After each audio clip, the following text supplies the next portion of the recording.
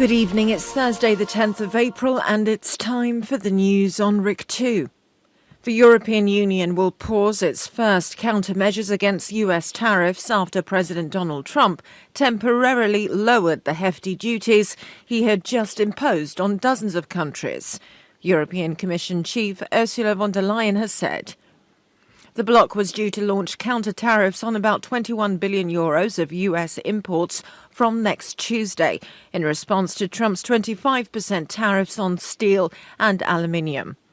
It is still assessing how to respond to US car tariffs and the broader 10% levies still in place. We want to give negotiations a chance, von der Leyen said on X. Trump's sudden decision yesterday to pause most of his hefty new duties brought relief to battered global markets and anxious global leaders, even as he ratcheted up a trade war with China.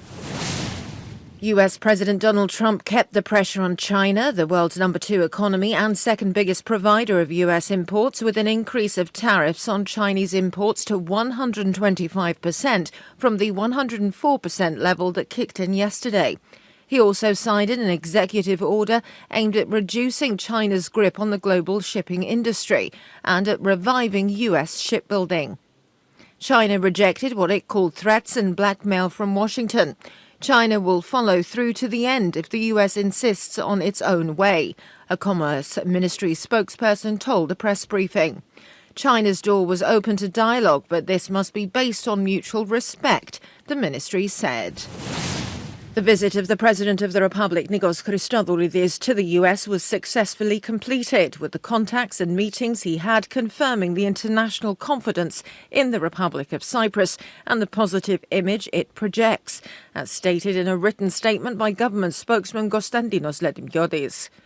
Ledimgiodis reviewed the outcome of the President's contacts in New York, Houston and San Francisco, noting, among other things, that Cyprus is now being presented as a stable and reliable partner in a region of complex challenges, capable of offering a safe, regulatory, mature and economically viable environment for investments. He also said that the outcomes of the contacts are part of a broader framework of reforms, upgrading the international profile of the Republic of Cyprus and enhancing the outward orientation of the economy. Pointing out that in just 2 years, transparency has increased, credibility has been established, Cyprus's geopolitical presence has been upgraded, and the Cypriot economy has been fortified. Noting that Cyprus is earning the place it deserves on the global investment map, and the benefits of this trajectory are manifold: creation of quality jobs, enhancement of innovation, increasing competitiveness and strengthening the resilience of the economy.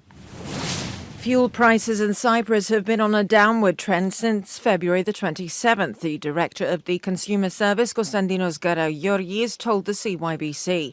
Noting that a new reduction of 4 to 5 cents per litre is expected in the coming days.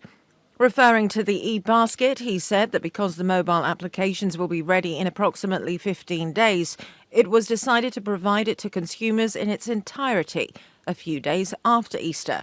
At the same time, he rejected the claim that it was deliberately not implemented before Easter, pointing out that the e-basket is here to stay. Police in Paphos have arrested a 50-year-old school bus driver. He tested positive for drugs just before transporting high school students for a school trip. The serious incident was discovered when police carried out suitability checks of buses and the bus drivers. The 50-year-old was arrested and another driver took over the transportation of the students. And now a look at tomorrow's weather. It will be partly cloudy with isolated rain. Winds will be southwesterly to northwesterly strong, force 4 to 5, later turning very strong, force 6, over rough seas. Temperatures will rise to 19 Celsius inland and in coastal areas and 8 over the mountains. That's all for today. Join us tomorrow again for more news in English. Have a very good evening.